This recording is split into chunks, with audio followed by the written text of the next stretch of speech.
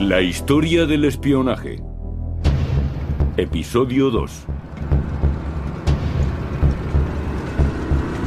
Estallan los conflictos en Berlín. Los tanques salen a la calle. Hay una violenta confrontación entre el bloque comunista y el capitalista. Stalin, Truman y Churchill sellan su victoria sobre la Alemania nazi con un apretón de manos. Berlín ha quedado dividido en 4 zonas de ocupación administradas conjuntamente por la Comisión de Control Aliada. Pero la alianza no duraría mucho. Las diferencias entre este y oeste eran demasiado grandes.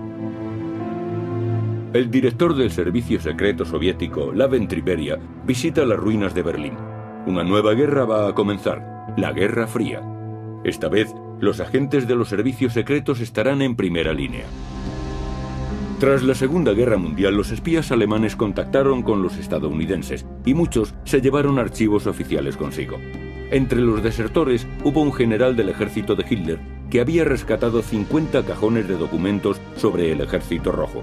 Su nombre era Reinhard Gehlen. Pretendía utilizar los archivos secretos para comprarse el favor de la mayor potencia occidental, Estados Unidos. Gehlen procedía de una familia nacionalista alemana. Nunca tuvo dudas respecto a lo que debía hacer al terminar la escuela: labrarse una carrera militar. Su ascenso fue muy rápido y en 1942 asumió el mando del Frente del Este, una unidad de espionaje. Después de la guerra, Gehlen ofreció sus servicios a los estadounidenses, que lo trasladaron a su país y lo sometieron a interrogatorios durante un año. No se fiaban de él a causa de su pasado nazi, pero necesitaban expertos en el Ejército Rojo. El CID, el Cuerpo de Contrainteligencia estadounidense, era muy receloso respecto a Gehlen y trataron de explicar sus motivos, pero tenían la batalla perdida entre los políticos. El motivo que alegué en el informe original en diciembre de 1948 era que aceptábamos la responsabilidad con esta organización porque no teníamos elección. Al final, los estadounidenses decidieron trabajar con el exgeneral nazi y financiar la organización Gehlen. En diciembre de 1946, Gehlen inició sus operaciones en Pullach, cerca de Múnich, en unas instalaciones originalmente construidas como viviendas. Estaban aisladas y suponían el lugar ideal para el despliegue de un servicio de inteligencia. Había agentes estadounidenses, pero cada vez eran más los viejos camaradas que se incorporaban. Entre ellos Hein Felfe, exagente de inteligencia de las SS. La organización Gehlen fue su segunda opción. Primero había contactado con el servicio secreto ruso. Mis amigos soviéticos me dijeron que si quería ser útil, mi pasado era la llave que me abriría la puerta a los servicios de inteligencia de Alemania Occidental. Me dijeron que estaba predestinado debido a mi participación en la inteligencia militar y en las actividades de espionaje durante la guerra. Quédate allí, me aconsejaron. Nos serás de más utilidad. La división de Alemania continuaba. En Occidente, las potencias de ocupación implantaron un Estado democrático alemán. En 1949, los alemanes occidentales elegían su primer parlamento federal. El 15 de septiembre, Konrad Adenauer se convirtió en el primer canciller de la República Federal de Alemania.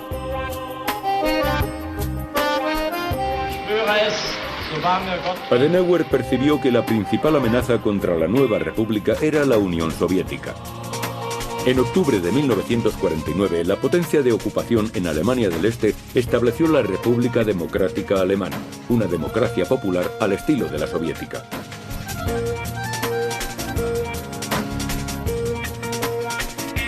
Pero la mayoría de los alemanes orientales renegaron de esta república y huyeron al oeste. La insatisfacción aumentaba en el este, tanto con las condiciones políticas como con las económicas.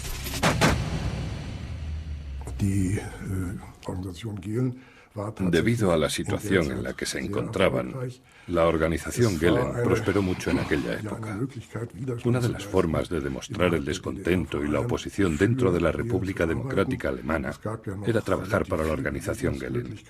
Todavía existía una relativa libertad de movimiento y numerosas redes, contactos con antiguas fuerzas e incluso vínculos familiares que se podían utilizar. Y había muy pocos fieles que seguramente eran comunistas.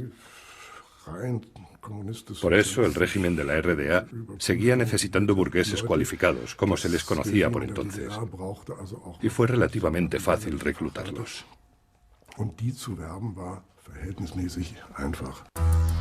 Una elección muy acertada de la organización Gehlen fue Walter Gramtz, que ascendió deprisa en la jerarquía de la RDA. Su jefe, Ernst Wollweber, era el homólogo de Gehlen en el este. Eli Barsatis era la secretaria de Otto Grotewohl, el jefe del gobierno de la RDA. Las actas de las reuniones gubernamentales y las directivas del Politburo pasaban por sus manos. Incluso el anticomunista Hermann Kastner llegó a ser miembro del gobierno de la RDA e intervino activamente en la política. Pero el levantamiento del 17 de junio de 1953 lo cambió todo. Cuando la situación se descontroló, el líder del Partido Comunista, Walter Ulbricht, llamó al Ejército Rojo. La fuerza estatal prevaleció y lanzó el contraataque. El nuevo ministro para la Seguridad del Estado, Ernst Wollweber, pretendía combatir al enemigo en Occidente, especialmente a su equivalente en la jerarquía, Reinhard Gehlen.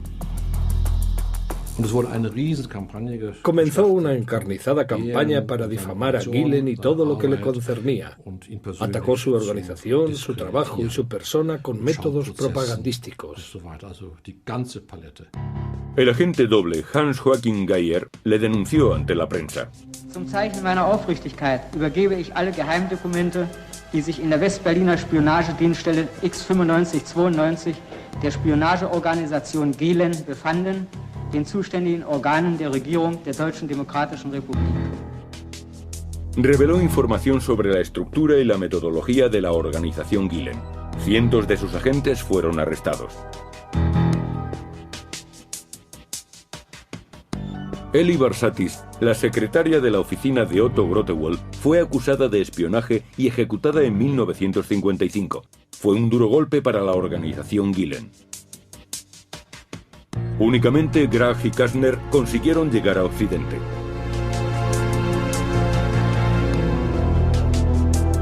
En el Berlín de ambas Alemanias seguía disfrutándose de cierta libertad, de ahí que estuviese plagado de espías. Según los datos de la contrainteligencia británica, 1 de cada 2 berlineses era agente secreto. La organización Gehlen también tenía agentes, si bien fue prohibida por el sistema de las 4 potencias de Berlín.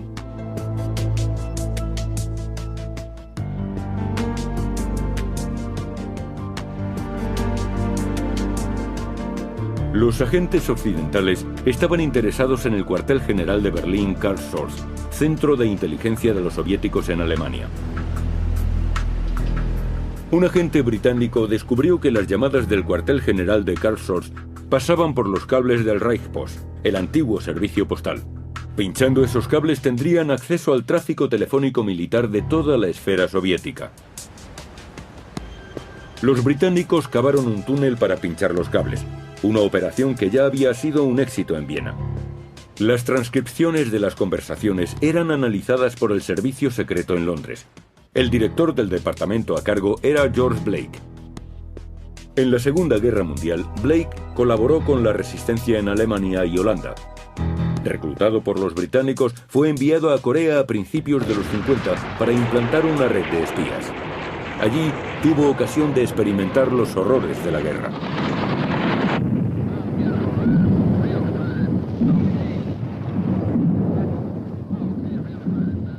Aprendí una lección de todo aquello y llegué a la conclusión de que la destrucción que vi en Corea era infinitamente más grave que la que sufrió Alemania después de la Segunda Guerra Mundial.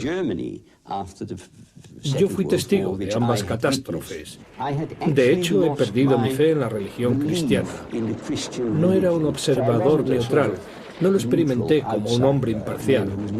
No, en esta guerra estaba muy implicado, a favor de uno de sus bandos. Pero de repente tuve la necesidad de preguntarme si estaba en el bando correcto. Y entonces me di cuenta de que no era así.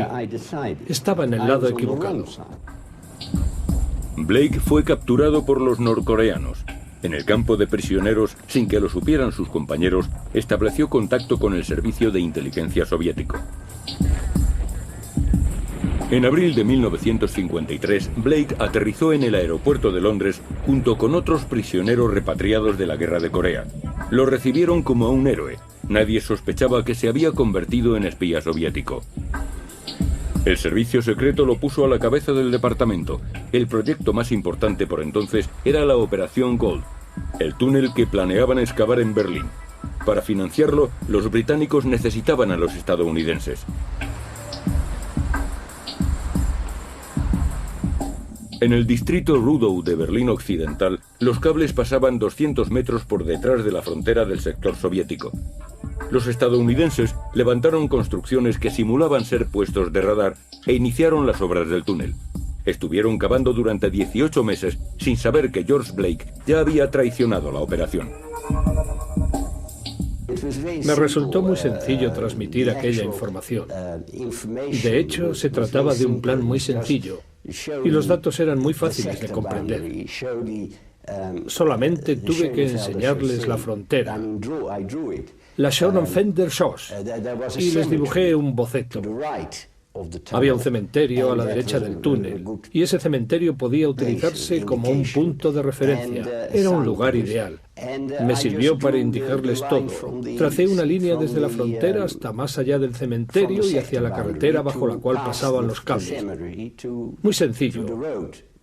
Eso fue todo lo que tuve que hacer para informar a los rusos.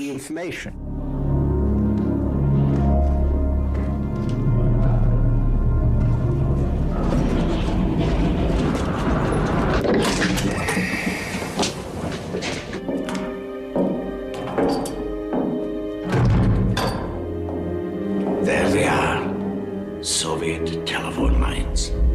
It took 4 years' work and $28 million to get here.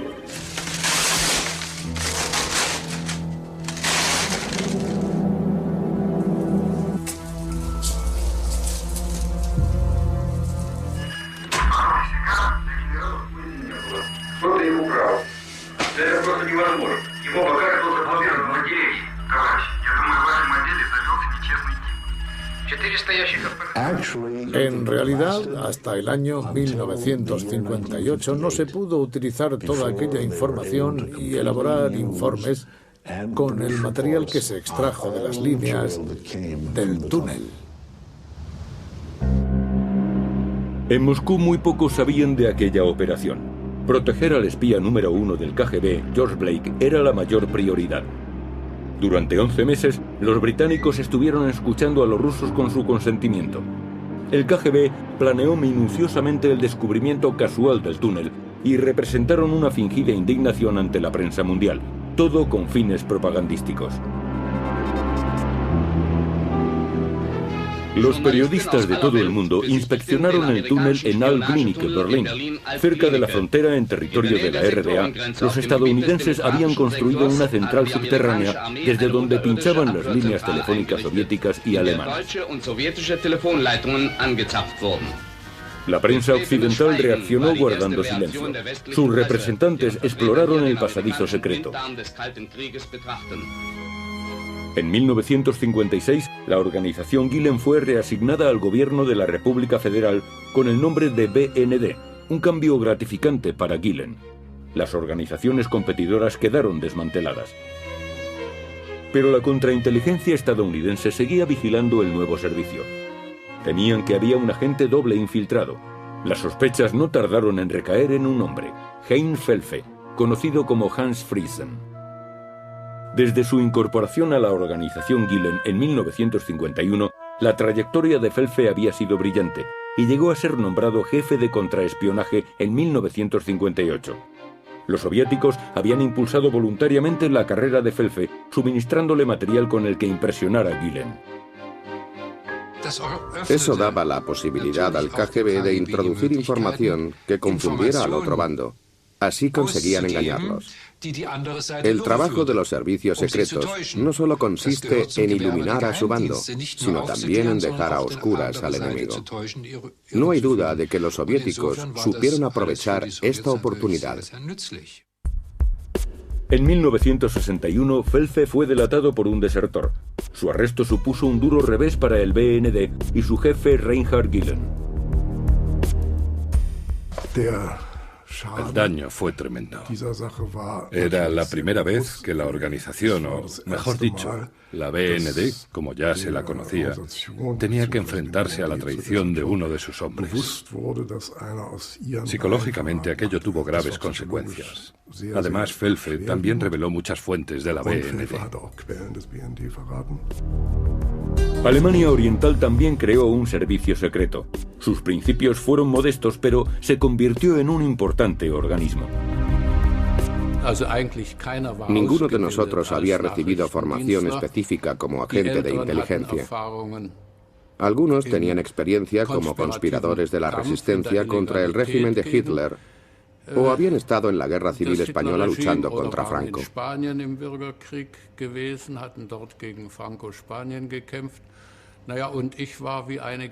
Yo había sido entrenado en Moscú, más exactamente en Bashkiria, en una escuela de la Tercera Internacional.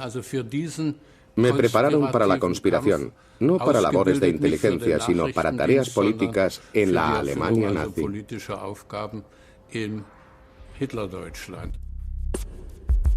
Markus Wolf nació en 1923 en Suabia. Su padre era el conocido escritor Friedrich Wolf. En 1934, la familia emigró a la Unión Soviética huyendo de los nazis. Allí, Markus asistió a la escuela de la Tercera Internacional. Desde 1956 estuvo al frente del HVA, el Servicio de Inteligencia Exterior del Ministerio de Seguridad del Estado. Markus Wolf siempre fue un hombre de la Unión Soviética, no un comunista de la Alemania Oriental, ni un seguidor de Ulbricht. La Stasi, el Ministerio para la Seguridad del Estado, se creó y desarrolló según las directrices del Servicio Secreto Soviético. Pero los rusos nunca confiaron del todo en su estructura. Consideraban que había pocos hombres en los que pudieran confiar. Markus Wolf era el más valioso de todos. Desde el principio, Markus Wolf estuvo a cargo del Servicio de Inteligencia Exterior y era el secretario del ministro de la Seguridad del Estado, Erich Mielke. Su estrategia era infiltrar agentes en los estratos más altos de la sociedad alemana occidental y tuvo mucho éxito.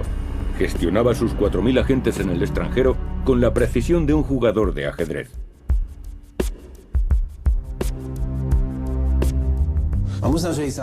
El BND estaba en una situación complicada si se comparaba con otros servicios de inteligencia occidentales, porque la frontera estaba abierta en una sola dirección. Siempre se podía cruzar del este al oeste. Todos tenían la misma nacionalidad. Los habitantes de Alemania Oriental se convertían automáticamente en ciudadanos de Alemania Occidental. La violencia aumenta en Berlín. El 13 de abril de 1961 se construye el muro de Berlín. Alemania Oriental queda aislada. Quien tratara de escapar ponía en riesgo su vida. Los servicios secretos afrontan una nueva situación.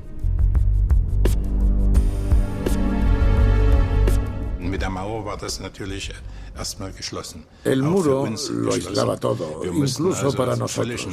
Nos vimos obligados a idear métodos completamente nuevos. Tuvimos que ingeniárnoslas y preparar documentos para poder franquear el muro hacia el oeste. Hacia 1961 el acceso a la República Democrática Alemana no estaba restringido y la inteligencia de Alemania Occidental podía conseguir casi todo lo que quisiera. Tras el levantamiento del muro todo se complicó mucho. Se decía, y era cierto, que la situación legal y política hacía mucho más fácil infiltrar a una persona de la República Democrática Alemana en las instituciones de Alemania Occidental que a la inversa. Las misiones militares occidentales tenían garantizada la libertad de movimiento en la RDA, y los servicios secretos se aprovecharon de eso. No se permitía entrar en los recintos militares restringidos y estaba prohibido grabar o tomar fotografías. Y eso era precisamente lo que querían las agencias de inteligencia. Todo desembocó en una serie de incidentes, en ocasiones fatales.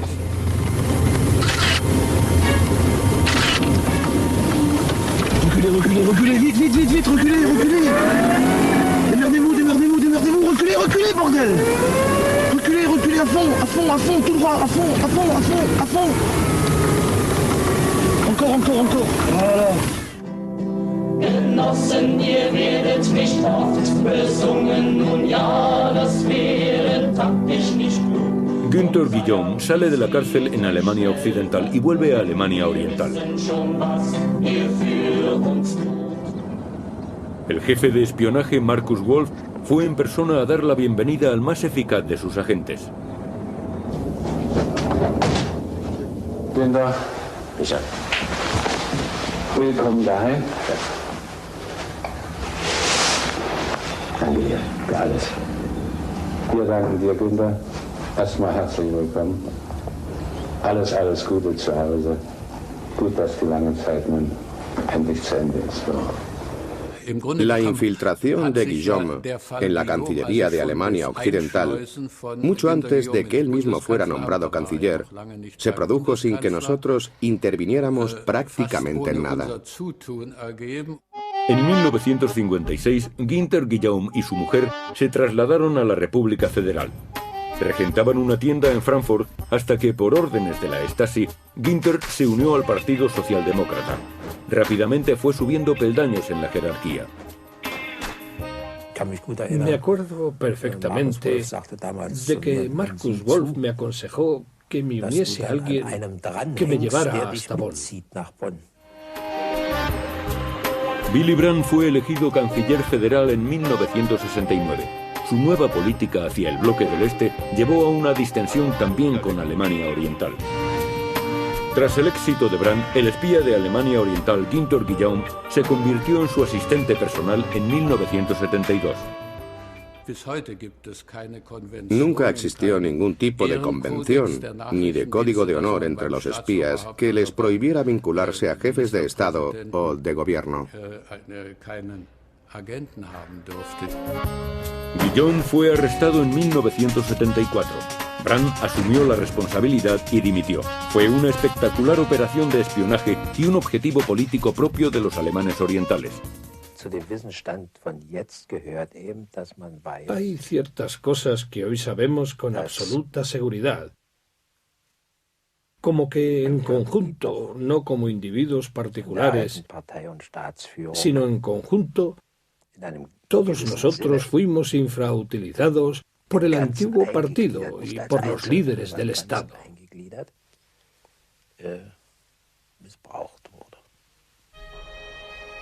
Bonn, sede del gobierno de Alemania Occidental. En esta pequeña ciudad, a la orilla del Rin, la táctica de los agentes de Alemania Oriental era acercarse a las secretarias que trabajaban en los despachos del gobierno. Un día de verano de 1968, un joven de la República Federal llamado Franz Becker se las ingenió para presentarse a la secretaria Margaret Hook.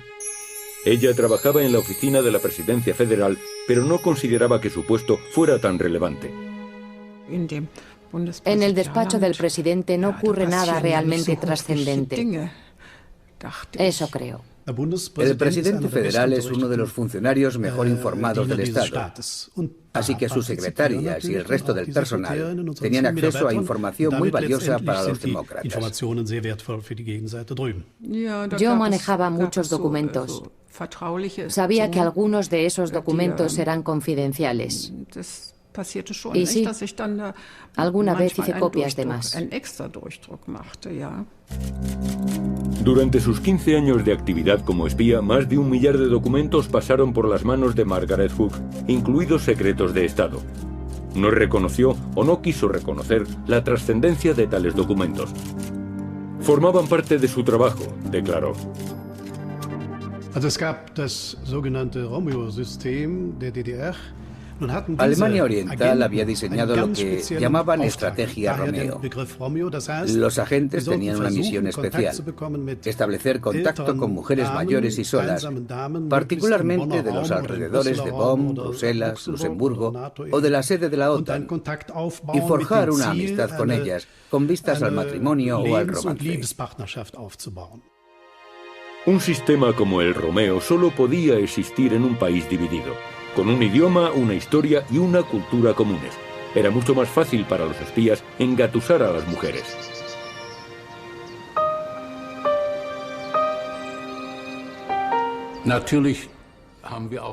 En realidad, empleábamos los mismos métodos que utilizaban los servicios de inteligencia de todo el mundo: incentivos económicos, pago por actividades de espionaje y también las relaciones personales, como los célebres o infames casos Romeo.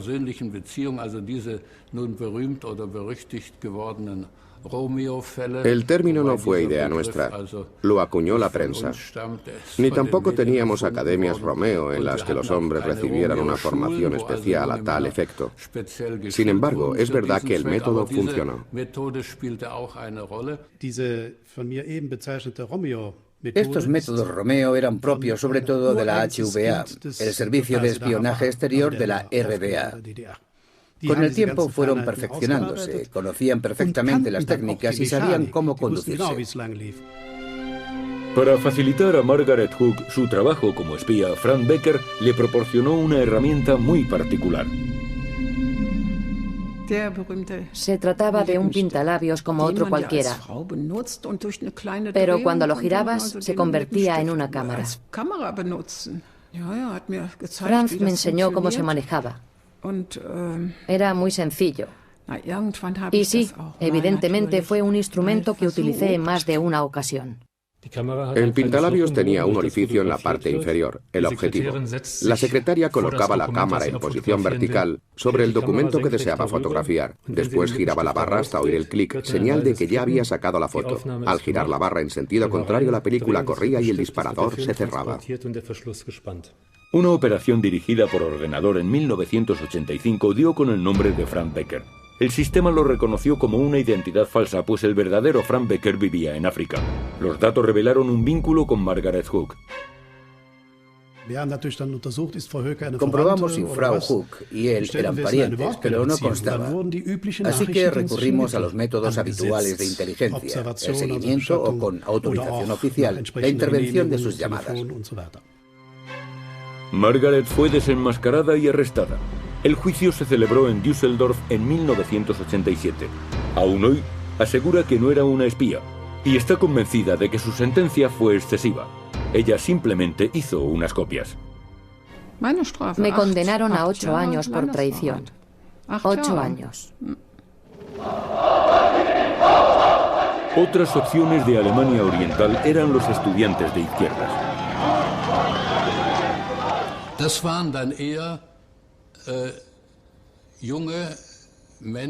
Se trataba principalmente de jóvenes de familias acomodadas, integrados en el sistema establecido. La mayoría eran estudiantes con magníficas perspectivas de ascenso. Llegarían a ocupar puestos relevantes en la administración de la República Federal.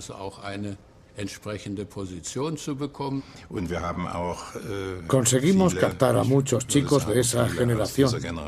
Resultaba relativamente fácil acercarse a ellos a través de la política y sobre todo de la ideología. Evidentemente yo estaba muy desencantado con muchas cosas que había visto y oído, y sobre todo a causa de todas las muertes de los soldados estadounidenses en Vietnam, el resurgimiento del fascismo en la República Federal. El modo en que por entonces se desprestigiaba a la otra Alemania, la República Democrática, me parece un error histórico. Eso fue precisamente lo que inspiró mis simpatías hacia ella. Gabriele Gast vivió una infancia feliz en Remscheid, estudió políticas en Aquisgrán y se unió al CDU, el Partido Conservador. Su tesis doctoral se titulaba El papel político de las mujeres en la RDA. Mientras investigaba para este trabajo se enamoró. Karl-Heinz era un agente de la Stasi y desde entonces su oficial de enlace.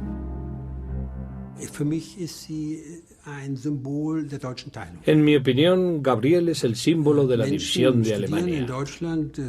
Hubo gente que estudiaba en la República Federal Alemana, pero veían las dificultades que había en el otro lado y cambiaba sus ideas políticas. Lo hacían amparándose en lo que ellos consideraban una superioridad moral. Hubo muchos casos.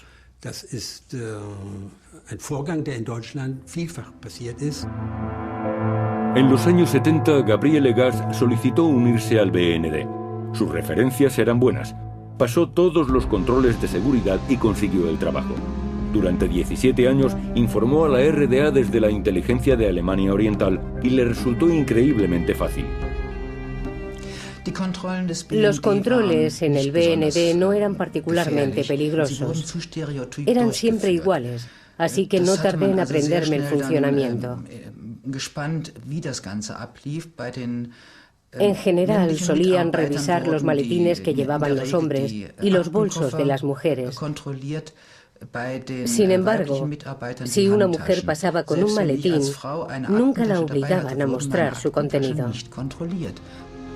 Su doble vida no supuso un obstáculo para su ascenso, en ninguno de los dos bandos. Nunca hubiera podido filtrarnos toda la información que pasó por sus manos, pero los informes resumidos que nos entregaba nos ahorraron la tarea de crear un departamento de análisis. La información que nos proporcionaba era de primera calidad. Su ruptura con Karl-Heinz no significó la renuncia de Gabriele Gast al espionaje. Quería seguir ayudando a la República Democrática y trabó amistad con el jefe del servicio, Markus Wolf. Los remordimientos por traicionar a sus compañeros solo la atormentaron al principio. Cuando empecé a trabajar aquí, enseguida me hice amiga de mis compañeros y bueno, al principio me resultaba difícil compaginarlo. Tardé un tiempo en concienciarme y en habituarme a que fuese algo rutinario. A partir de entonces dejó de preocuparme. Me dije, bueno, estoy en un lado de las barricadas y ellos están en el otro bando. Y cada uno de nosotros tiene que hacer su trabajo. Siempre sientes desconfianza hacia el otro bando. Son el enemigo y trabajas contra ellos. Es algo con lo que tienes que vivir. Debes extraer conclusiones para evitar que haya infiltraciones. Aunque no creo que sea algo que se pueda evitar. Desde luego no en una democracia, pero tampoco en una dictadura. Werner Stiller, por ejemplo, era nuestro hombre y no pudieron evitar que se infiltrase. El teniente Werner Stiller trabajó desde 1972 a 1979 en el Departamento de Ciencia y Tecnología del Servicio de Inteligencia de la HVA. Ofreció sus servicios a la inteligencia occidental alemana, pero pronto la Stasi comenzó a vigilarlo. Nos enteramos de todo a través de la contrainteligencia, la sección 2 del Ministerio de Seguridad del Estado. Tenían bajo vigilancia a una camarera que trabajaba en el Hotel Oberhof, en Turingia. Se sospechaba que la camarera trabajaba para el BND de Alemania Occidental, una sospecha que luego se confirmó. Stiller estableció contacto con esa mujer y comenzaron una relación. Los que trabajaban en el servicio de contrainteligencia estaban enterados de todo y sospecharon que Stiller podía ser un traidor. Ese fue el problema. Werner Stiller consiguió escapar y huyó al bloque occidental. Con un visado falso, atravesó el punto de control de la estación Friedrichstraße hacia Berlín Occidental. Llevaba como equipaje 2 maletines cargados con 20.000 documentos microfilmados. Como consecuencia, más de 50 espías de Alemania Oriental fueron desenmascarados en Alemania y Austria. Werner Stiller fue el gran golpe del BND.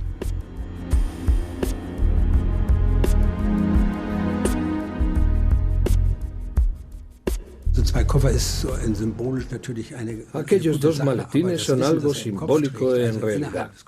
Lo que más valoraba la inteligencia de Alemania Occidental era lo que ese hombre guardaba en la cabeza, sus conocimientos sobre las redes de espías y sobre las actividades de espionaje en la zona occidental. En la RDA, Bernhard Stiller fue sentenciado a muerte. Después de sus estancias en Estados Unidos y en Alemania, ahora vive en el anonimato en Budapest. Una persona como él siempre está en peligro. Hay cientos de antiguos miembros de la Stasi que sienten verdadera aversión hacia él. Todavía se amparan en una especie de lealtad a los viejos tiempos.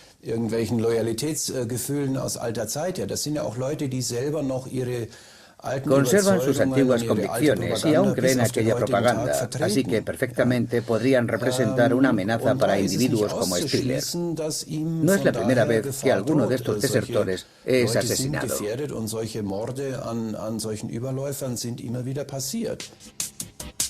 Para algunos un héroe, para otros un traidor. La opinión sobre los espías depende del bando en que se milite.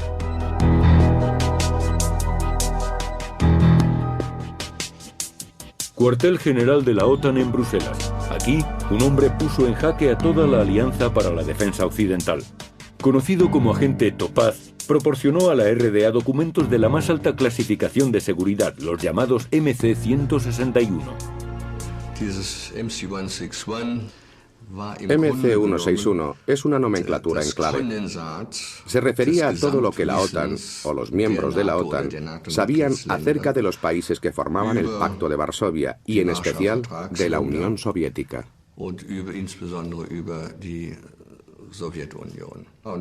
Era un enorme legado clasificado como altísimo secreto. Solo podía leerse en el registro, no podían sacarlo a los despachos. Rainer Rupp se crió en Saarbrück, en Alemania Occidental, y estudió económicas en Maguncia. Pretendía convertirse en trabajador de ayuda al desarrollo. Es el clásico ejemplo de estudiante del levantamiento del 68. Empezó a trabajar para la inteligencia de Alemania Oriental, movido por sus convicciones políticas. En 1977 solicitó un puesto en la OTAN y sorprendentemente fue aceptado. En diciembre de 1979, la OTAN decide implantar un nuevo sistema de misiles. Los misiles crucero son indetectables por los radares enemigos. Los nuevos misiles de medio alcance, Pershing II, atacan a sus objetivos con precisión, incluso aunque estén bajo tierra. El conflicto nuclear era viable por primera vez. El plan estratégico de la OTAN, no obstante, no contempla un primer ataque. La inteligencia de Alemania Oriental fue informada de ello por el espía Topaz. Pero Moscú tenía otras fuentes y sus informes eran preocupantes para el director del KGB, Vladimir Kryushchev. Era lo único que ocupaba su mente, que la OTAN planeaba un primer ataque nuclear y que podía ser inminente. En otras palabras, que la Tercera Guerra Mundial podía estallar en cualquier momento.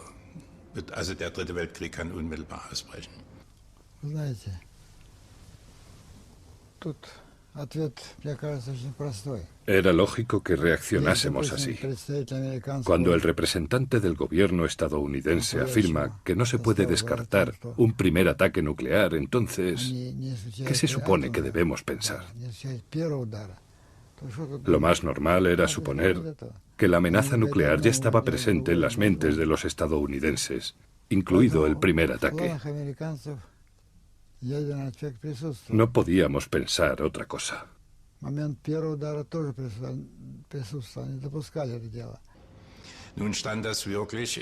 Eso contradecía la información que habíamos recibido de Rainer Rupp directamente desde los cuarteles generales de la OTAN. Y según esa información, el ataque nuclear no entraba en absoluto en los planes de Estados Unidos.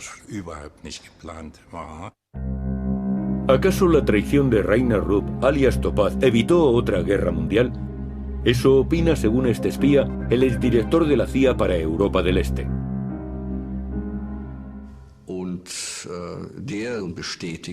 Confirmó al HVA y en particular a las fuentes en la OTAN que habían contribuido sustancialmente a la estabilización de la paz. Era una época en la que el mundo estaba en conflicto. Una traición es una traición. Y mucho más grave que traicionar a tu propio país es traicionar a toda una comunidad de estados. No niego que aquello pudiera tener un efecto secundario muy positivo, pero para mí eso tiene muy poco valor. Quizá contribuyera a proporcionar una visión más realista de lo que es la Alianza Atlántica, pero lo cierto es que la traición es la traición, y aquello causó mucho daño, tanto a Alemania como a la Alianza Atlántica. El puente Gliniker, un emblema de la división de Alemania. Fue escenario histórico de un acuerdo político. 4 espías del este son intercambiados por 25 espías del oeste. ¿Era el servicio de inteligencia de Alemania Oriental superior al del bloque occidental?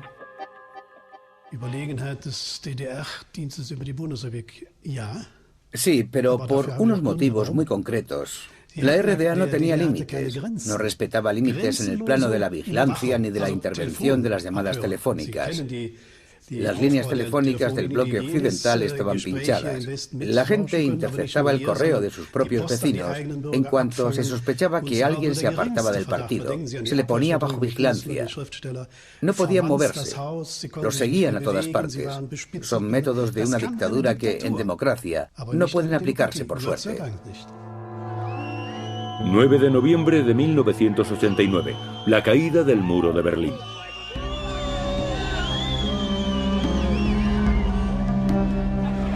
Enero de 1990. Ciudadanos de la RDA invaden el Ministerio para la Seguridad del Estado. Es el fin de los temidos cuarteles generales de la Stasi. Markus Wolf huye a Moscú. 2 años más tarde se entrega a las autoridades de Alemania Federal. En 1993, Markus Wolf fue acusado de traición por un tribunal de Düsseldorf. Le condenaron a 6 años de prisión, aplazados por una apelación pendiente. En 1995, el veredicto de Düsseldorf es anulado por el Tribunal Constitucional Federal. En 1991, Gabriele Gass es condenada a 6 años y 9 meses por traición, pero la liberan después de 3 años y medio. Rainer Rupp fue arrestado en 1993 y condenado un año después a 12 años de cárcel. Fue liberado en el año 2000. Actué en el marco de una situación política determinada. En las mismas circunstancias, con el mismo pensamiento, volvería a actuar igual, sin duda.